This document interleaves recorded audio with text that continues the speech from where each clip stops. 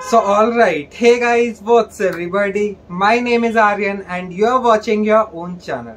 तो गाइज बहुत सारे स्टूडेंट्स के मेरे पास डाउट्स आ रहे थे कि भैया हमने कॉलेज में तो एडमिशन ले लिया है, तो अब ये पॉसिबल है कि फर्स्ट ईयर या फर्स्ट सेम के बाद हमारी ब्रांच अपग्रेडेशन हो सके?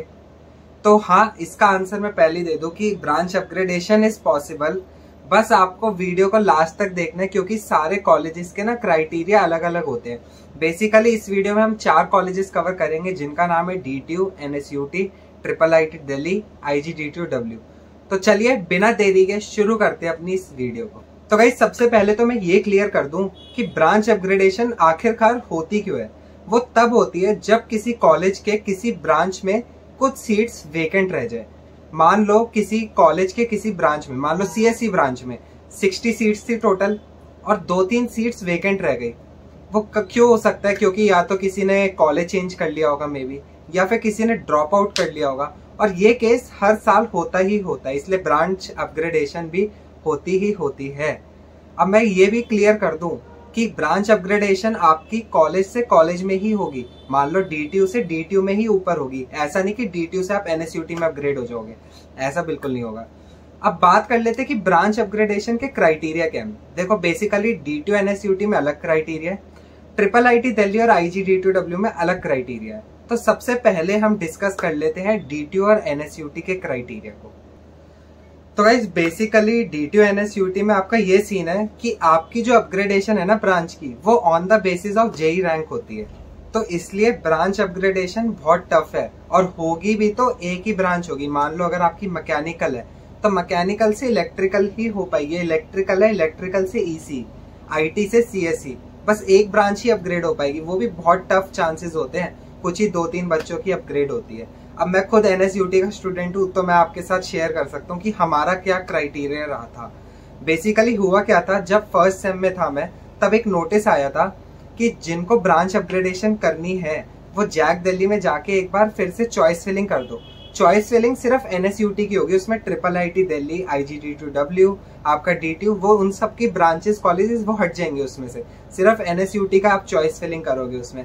देन आपकी JEE की रैंक के बेसिस पे फर्स्ट ईयर के बाद आपका लिस्ट आ जाती है, देन आपकी ब्रांच अपग्रेड हो जाती है। बस यही क्राइटेरिया है DTU NSUT में।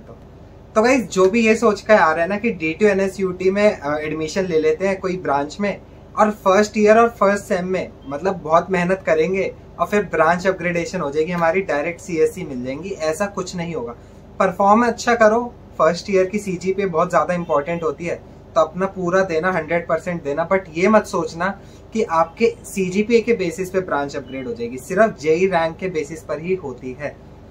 वहीं अगर बात कर ले IGDTU-W और IIIT दिल्ली की, तो इसमें थोड़ा आसान है, लाइक क्योंकि आपके परफॉर्मेंस के बेसिस पे यहाँ पे ब्रांच अपग्रेडेशन होती है।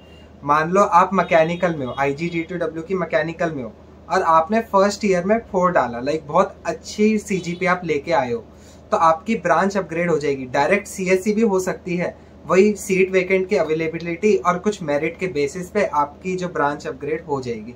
IIIT दिल्ली में सारी CSE रिलेटेड ब्रांच है, तो उसमें तो हो ही जाती है, लाइक शिफ्टिंग वगैरह की ज्यादा नीड नहीं होती। बट लेकिन IGDTU-W में काफी अच्छी अपॉर्चुनिटी मिलती है कि मैकेनिकल से सीधा CSE IT मिल जाए।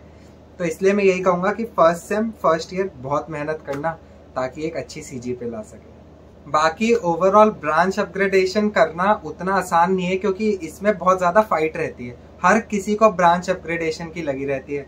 तो इसलिए मैं यही कहूंगा कि पहले ही माइंडसेट बना के आना कि जो ब्रांच मिली है वही ब्रांच आपकी कंटिन्यू रहेगी आगे तक। तो चलिए वीडियो को यहीं पे एंड करते हैं। अगर फिर भी कोई डाउट है ब्रांच अपग्रेडेशन रिलेटेड टाइप, या आप चाहते हो कि किसी और कॉलेज के बारे में हम डिस्कस करें, ब्रांच अपग्रेडेशन होती है, इंटरनल अपग्रेडेशन होती है कि नहीं, तो कमेंट सेक्शन में मुझे बता देना। इंस्टा ID मैंने आपको दे दी है, वहां जाके आप पूछ सकते हैं। चलिए वीडियो को यहीं पे एंड करते हैं। चैनल को सब्सक्राइब कर लेना क्योंकि ऐसी इंपॉर्टेंट वीडियोस मैं आपके लिए लाता रहूंगा। ठीक है, चलो टिल देन बाय।